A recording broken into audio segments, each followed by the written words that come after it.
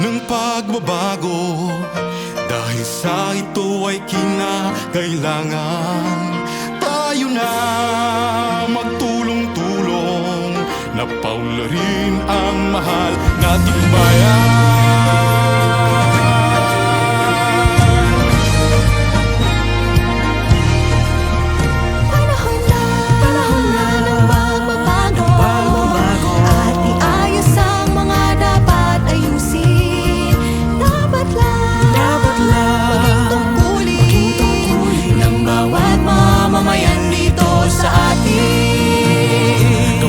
Pagbabago patungo sa pag-asenso, magsikap ng mabuti at nang guminhawa tayo, ipangmalaki natin sa mundo at ipamalas ang bagong Pilipino at bagong Pilipinas.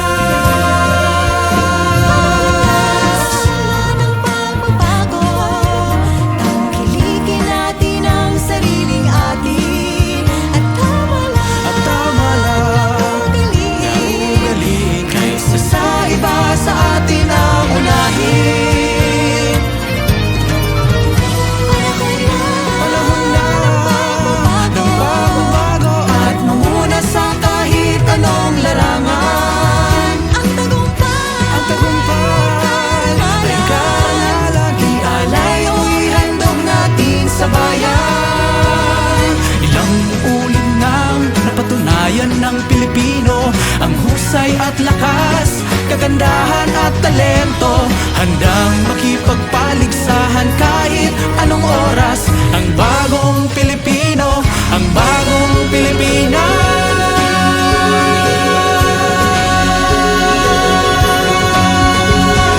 Panahon na ng pagbabago, buhay natin ay gawing maaliwalas.